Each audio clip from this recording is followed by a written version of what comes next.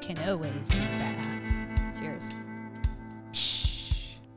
Welcome back, Strange Crew. You're listening to volume 108 of the Strange Grooves podcast. I'm Cherise Letson. I'm Kate Milbury. And before we get into things, we need to... it's the most important part of the show.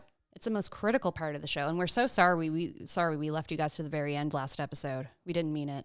We didn't even mean to record that day, to be fair. It was, to be fair. To be fair. To be fair.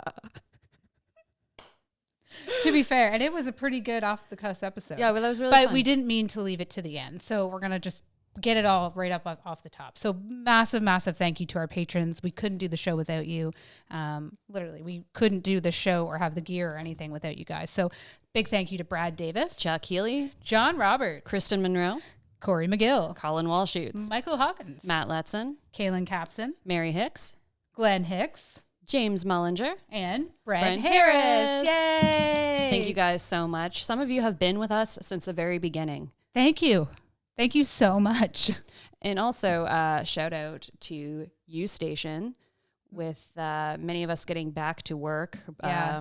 It's been nice. Lockdown constantly, the shift, the snowstorms, it's been hard. So it's been nice to get back to U Station. Yes, I can confirm.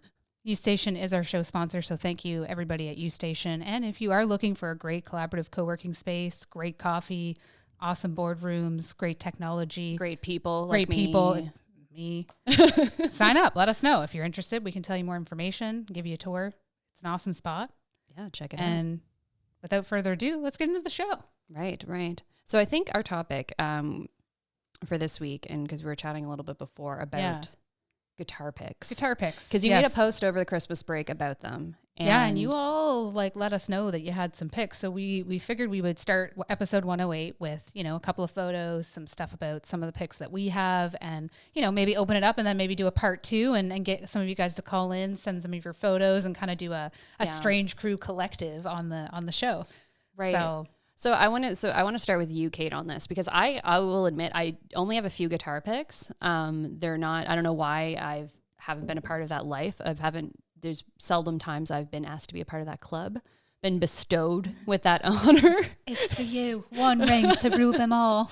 So, you though, I have a bunch of them before me right now. You have quite a few. So I guess, can you tell us about do you remember the first guitar pick you got, and what was the, when did they start becoming something you sought out, or do you even seek them out? I don't seek them out. I do seek out set lists for sure, and I work hard to get those. Right. That sounds weird, didn't it? No, but but you know what I mean. Yeah, I know they're where a they memento. are. You just, you nice to the stage crew. You're not up trying to get all at the stage. Be thirsty. Yeah, exactly. Don't that's fucking weird. No. And anyways, it's just kind of happened, and I've been kind of fortunate when when I was younger, my dad's best friend, so my Uncle Mikey, he always collected band memorabilia. So it started out with AC/DC stuff, ton of it. And then it got into Nirvana stuff, really rare t-shirts and rare cassette tapes. So I had a bunch of them. And then it kind of started getting into guitar picks at Harvest Jazz and Blues and some of the other bands like Blue Rodeo and, Sloan and bands like that, ones that you could kind of get at shows and things like that. And then I remember I did get an Alice Cooper one, but I did lose that one in a move. But I've gotten a ton of them over time, but when you move and things happen, unless you scrapbook them, it's pretty hard. And the ones that I did find over the past couple of years when we moved have been taped up in photos with other set lists. Right. That's kind of how I protected them. Well, I love, that's one thing I was going to bring up is how you store them. I'm sure there's people store them in little trinket boxes or whatever, scrapbooks, but you have yours kind of embedded behind the frames of your set list, which is a great spot for them. Might as well. They're not in beautiful cases or, I'm not going to probably sell them or anything like that. They're just another part of the story, I guess. And that was kind of, I don't know, something that's always been part of going to shows for me is what else can I do to have that memory or to have it. So something that's kind of beyond a t-shirt. Yeah. And I think, it really started kind of getting into that when I started going to see some of my more favorite bands or bands that my dad started listening to and introduced me to. So that was kind of how it started. Right. Right.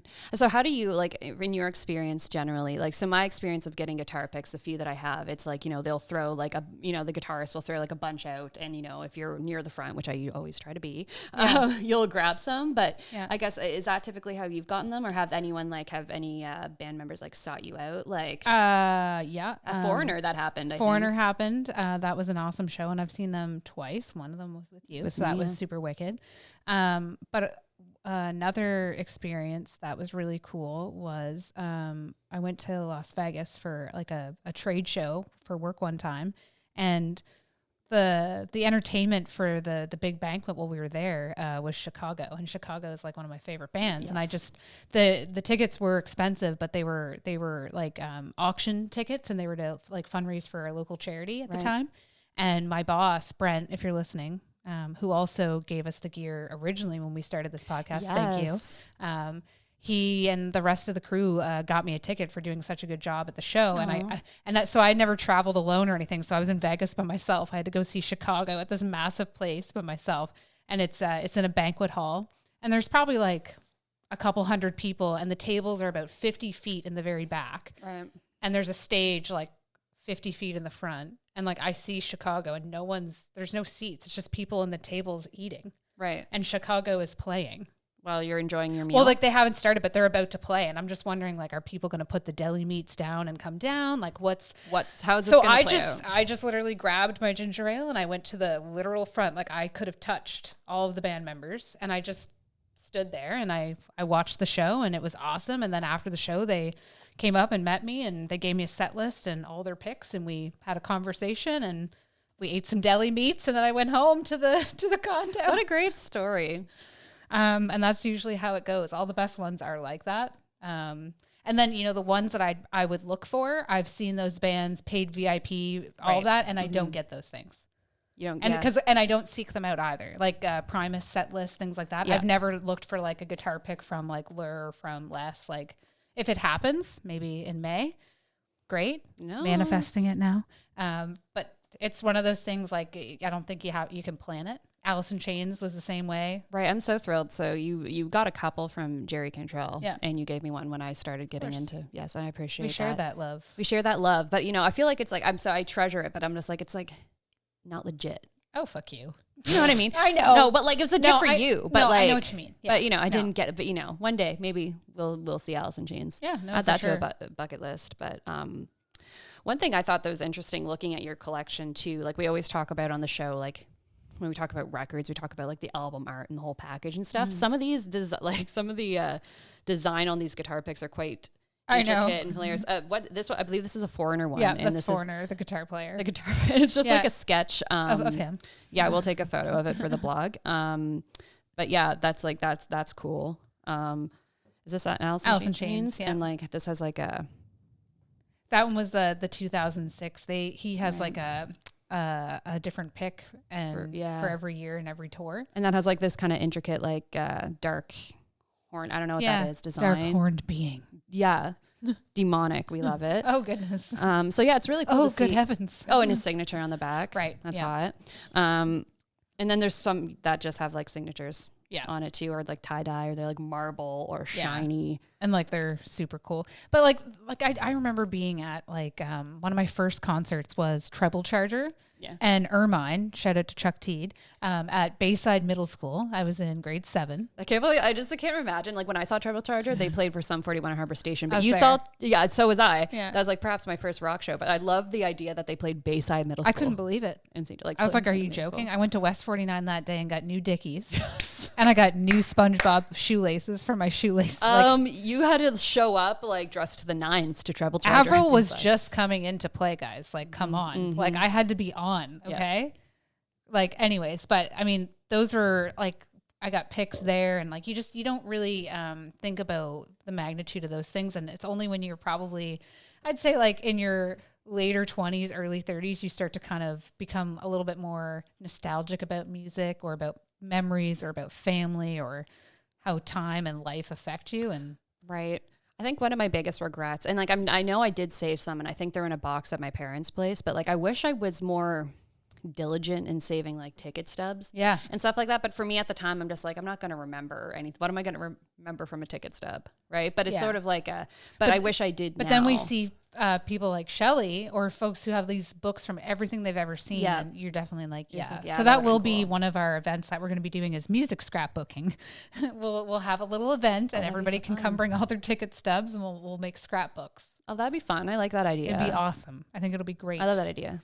And, you know, one of the big reasons why we've been doing these kind of shorter, kind of fun, more collaborative episodes that you guys can, you know, stream if you're watching this, is because we want to do, you know, kind of like what we were doing when we first started Strange Grooves and have events where people can kind of join online, come over to the house, come over to wherever we might be, you know, doing an event, Five and Dime, wherever, and swap records, hang out, talk, showcase their set lists, all those things, right? Right. Because I just think that's kind of the way to kind of do it. And I think the next thing I'd love for people to do is to kind of show their set lists. So set list guitar picks. We'd love to see them. We've got a ton of them.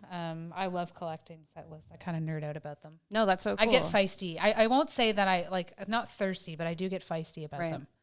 Yeah. Like I remember a Foreigner, you were very determined to get. Yeah, them. I was just like, it's come on. And like, you know, the ones that I've got, like I'm happy for. And like, there was a time when I moved here, I couldn't find a couple of them that I was freaking out about, like Blue Rodeo, Matthew Good. Yeah. And I was like, where are they?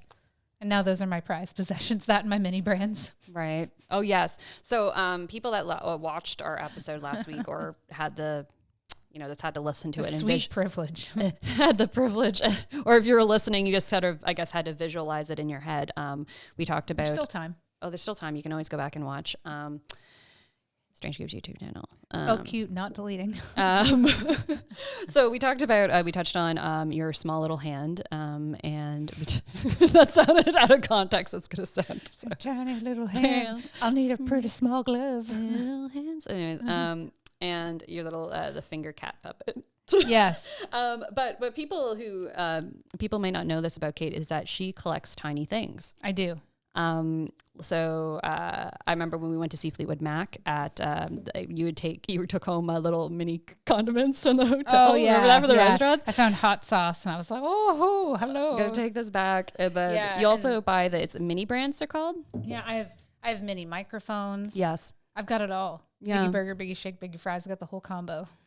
Not really, but mostly it's mini brands and they come in food and toys. Right.